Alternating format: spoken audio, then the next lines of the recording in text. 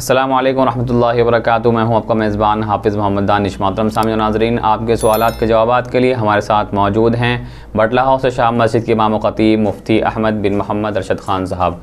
जी मुफ्ती साहब, अमीन त्यागी साहब comment box में मालूम करते हैं, अगर औरत के पेट में 40 दिन का हमल है और वो उसे ज़ाइल कर दे तो क्या वो औरत गुनहगार होगी या नहीं?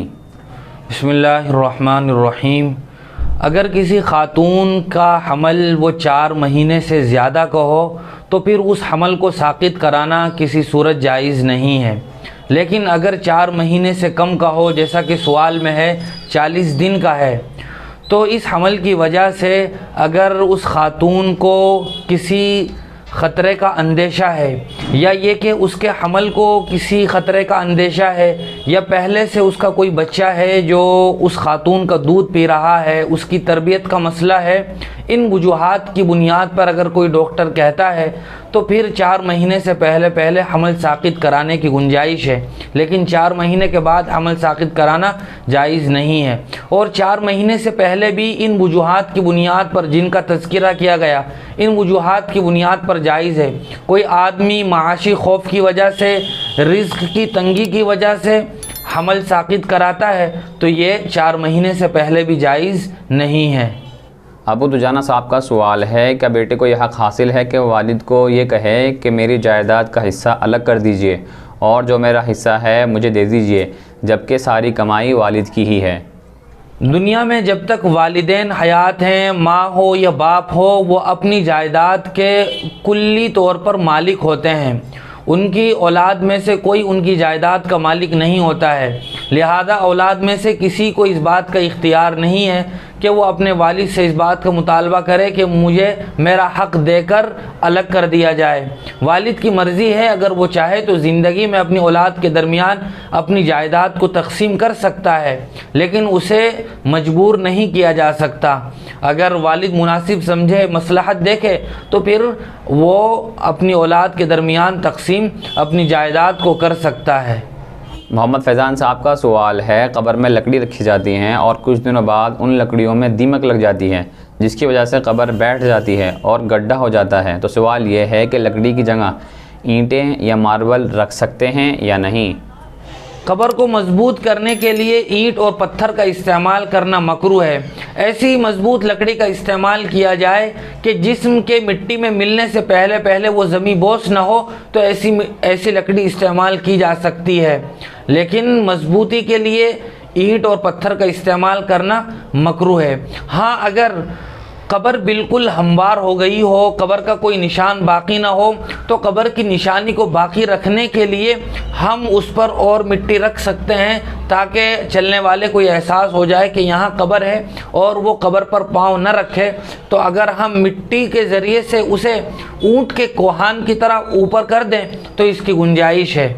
अशफाक भाई पुरानी दिल्ली से मालूम करते हैं, बहुत से लोग अगर जमात खड़ी होने से 1-2 मिनट पहले मस्जिद में आते हैं तो वो बैठने की बजाय जमात का इंतज़ार खड़े होकर करते हैं, तो ऐसा करना कैसा है? अदब का तकाजा तो यही है कि जब जमात का वक्त हो जाए, इमाम साहब मुसल्ले पर पहुंच जाए, इकामत कहनी शुरू कर दी जाए, उस वक्त दिगर मुसल्ली और नमाजी हजरात खड़े हों। लेकिन अगर कोई आदमी माजूर हो, 1-2 मिनट बाकी हो, उसको बैठकर फिर खड़े होने में दिक्कत का या परेशानी का सामना हो, तो फिर वो खड़े रह सकता है। लेकिन अगर इस तरह का कोई उज़्र नहीं है तो बेहतर यही है और अदब का तकाजा भी यही है कि बैठ कर इंतज़ार किया जाए। एक खातून का सवाल है, बच्चे की खतना का असल वक्त क्या है? बच्चे की खतना कराने के लिए कोई ख़ास वक्त मुकर्रर नहीं है। बहुत सारे फ़ुक़हा ने और मुफ्तियान किराम ने लिखा है कि बच्चे के 7वें दिन खतना करा दी जाए और बालिग होने से पहले जब भी बच्चे के अंदर खतने की तकलीफ़ को बर्दाश्त करने की क़ुव्वत पैदा हो जाए तो खतना करानी चाहिए। लेकिन अगर बालिग होने से पहले खतना नहीं कराई तो फिर बालिग होने के बाद खतना कराना ये लाजिम है। लेकिन बेहतर यही है कि बचपन ही में खतना करा ली जाए, वरना वक्त गुजरने के साथ साथ फिर खतना की तकलीफ़ भी बढ़ती रहती है। फ़ुक़हा ने साथ साथ में एक मसला ये भी लिखा है कि अगर कोई आदमी बड़ी उम्र में मुसलमान हुआ जवानी की उम्र में या बुढ़ापे की उम्र में वो आदमी मुसलमान हुआ तो इस्लाम कबूल करने के बाद उसके लिए भी लाजिम है कि वो खतना करा ले। लेकिन अगर वो इस्लाम कबूल करने वाला बूढ़ा हो, खतने के नतीजे में कोई ख़तरा हो और कोई माहिर मुसलमान तजर्बाकार डॉक्टर उसे ये कह दे कि ख़तना कराने की सूरत में कोई मसला पेश आ सकता है, कोई ख़तरा पेश आ सकता है, तो फिर वो आदमी खतना न कराए। लेकिन अगर इस तरह की कोई बात ना हो तो हत्तल इम्कान उस आदमी को भी खतना कराना चाहिए। और अगर उसने खतना नहीं कराया तो फिर वो सफाई का बहुत ज़्यादा अहतमाम करे। उन्हीं खातून का दूसरा सवाल है, बैत किसे कहते हैं और क्या बैत करना फ़र्ज़ है? आम फहम लफ्ज़ों में बैअत कहा जाता है शरीयत और सुन्नत की इत्तिबा करने वाले किसी आदमी के हाथ पर इस बात की बैअत करना कि मैं गुनाहों से तौबा करता हूँ, मैं शिर्क से तौबा करता हूँ और आइंदा गुनाह न करने का पक्का इरादा करता हूँ, और जो बुरे अखलाक मेरे अंदर हैं, वो तकब्बुर हो, हसद हो, बुग़्ज़ हो, किना हो, उसको दूर करने का इरादा करता हूँ। इस तरह तौबा के कलिमात कहे जाते हैं, उसको बैअत कहा जाता है।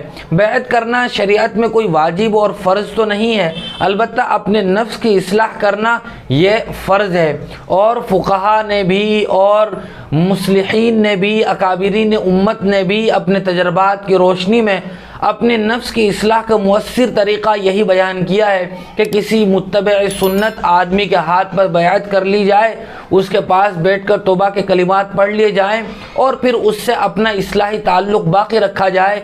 वक्तन फ़वक्तन उसको अपने बारे में, अपने अहवाल के बारे में मुत्तले किया जाता रहे, तो इस बात की कवी उम्मीद है कि आदमी के नफ्स की इस्लाह हो जाएगी, उसके अंदर जो बुरी और बातिनी बीमारियां हैं वो ख़त्म हो जाएंगी।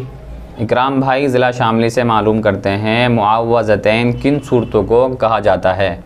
मुआव्वज़तैन कहते हैं कुल आऊज़ु बिरब्बिल फ़लक़ को और कुल आऊज़ु बिरब्बिन नास को। इन दोनों सूरतों की 11 आयतें हैं, इनको मुआव्वज़तैन कहा जाता है। अहादीस में इन सूरतों के बड़े फ़ज़ाइल वारिद हुए हैं, लिहाजा सोते वक्त आदमी इनको पढ़ने का एहतमाम करे तो ज़ाहिरी और बातिनी बीमारियों से और जादू टोने से आदमी महफूज रहता है। एक खातून का सवाल है, क्या गुस्ल करते हुए कान के सुराख में पानी पहुंचाना ज़रूरी है या नहीं? जी हाँ, कानों के सुराखों में भी पानी का पहुंचाना ये गुस्ल वाजिब में ज़रूरी है। अगर पानी नहीं पहुंचाया और वो सुराख खुश्क और सूखे रहे तो गुस्ल नहीं होगा। अगर किसी खातून ने जेवर पहना हुआ है, बाली वगैरह कानों के सुराखों में पहनी हुई है, तो उनको निकाले बगैर सिर्फ हिलाने से पानी पहुंच जाता है तो फिर निकालने की ज़रूरत नहीं है। लेकिन अगर हिलाने से निकाले बगैर पानी नहीं पहुंचता तो फिर उन बालियों को निकाल कर गुस्ल करना चाहिए ताकि पानी अच्छी तरह वहां पहुंच जाए और इत्मीनान के साथ गुस्ल हो सके। बहुत शुक्रिया मुफ्ती साहब आपका। इसी तरह की मज़ीद मसाइल की जानकारी के लिए आप हमारे दार अरकम यूट्यूब चैनल को सब्सक्राइब करें, वीडियो के नोटिफिकेशन के लिए बेल आइकन को प्रेस करें, वीडियो को लाइक करें, सदका जारी की नीयत से वीडियो को शेयर भी करें और इसी तरह अपने सवाल हम तक पहुँचाते रहें। जज़ाकल्लाह।